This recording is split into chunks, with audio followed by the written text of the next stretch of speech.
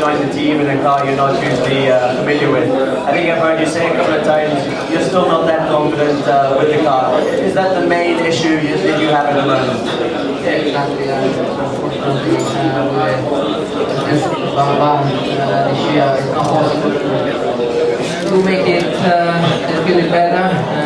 Didn't have a chance to run between the two races, so after Monza I came straight here. And it's not easy, the entries of the car is completely different than Force India. I'm still need to find the limit of the car, so that's the main problem for me. I'm sure tomorrow is going to be better, the race is going to be longer, and I've got a better chance to improve my feeling on the car. Is it more difficult to explore the limits of the car on a street circuit like Singapore than perhaps a traditional circuit? Because, of course, the problem here is there is really no margin for error. Perhaps at other tracks you can run wide, but here there's no margin for error. There's no margin. The circuit is very bumpy, and just after the braking point there is a wall. So if you're not confident, you know, it's better to be a little bit behind the limit, but obviously to be behind the limit. My apologies. What do you need? I felt that I was not on the limit, I was pushing as much as I can, just because I'm confident and because still the car is not set up, the car is not ready for my style of driving. So I'm sure it's going to be better. I'm looking forward to tomorrow and to the next race. And let's talk a little bit about the bumps as well. I mean, there's obviously braking at every circuit is important, but again, as you said, particularly in a circuit like Singapore, where it's so unforgiving. When you're not 100% confident with the car, it must make it quite difficult in terms of the frequency of braking around the circuits. Yes, it is. It's very important to brake in the right point. If you brake 5 minutes later, you're on the wall, and it was important for me to keep the car on the ground and run maximum as I can. And in Monza, I had a crash in the Saturday morning, so I lost a good opportunity to improve the feeling with the car.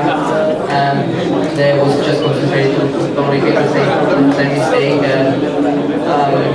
So tomorrow's going to be better, I'm sure. As you say, tomorrow's another day, and really anything can happen on a street circuit like this. I know you probably won't tell us exactly what your strategy is. I'm assuming, though, you'll probably fill the car up, hopefully go for a very long run and pick up some places through a long race of attrition. Is that more or less the plan for tomorrow? Absolutely, yeah. I'm pretty confident in the start to overtake some car.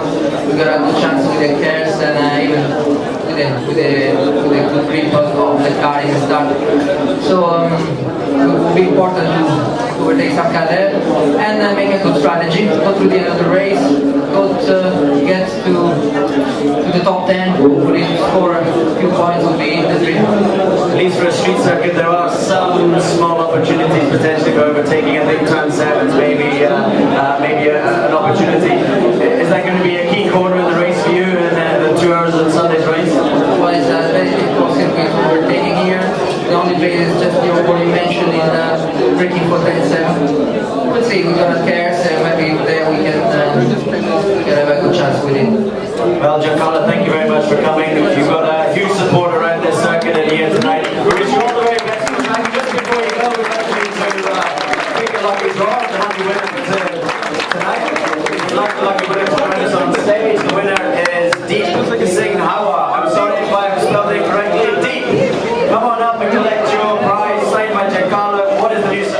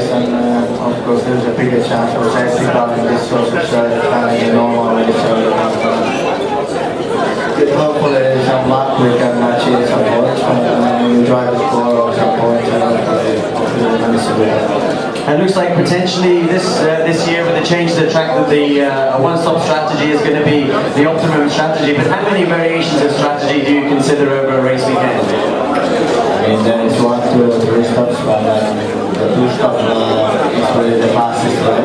But it's still the need to, in that point, you need to be in the top 10 or top 5, but it's not the right place, better for us to put the fuel down and go and hoping for some safety or something, and we will not get there. You've been very consistent over these last few races, Kimi, particularly at the street circuits, a couple of podiums. Does that give you some confidence going into tomorrow's race? I mean, yes, but we know that our car is not exactly the fastest one, so that's why we end up in this sort of position. So it's not going to change for the race until we pass the car. So it's not going to be easy, but we will try. And hopefully, like I said, with a little bit luck and everything, we can still fight for some points. Fantastic, Kimi. Well, thank you very much for coming to join us. We'll all be cheering you on tomorrow. Ladies and gentlemen, Kimi Raikkonen.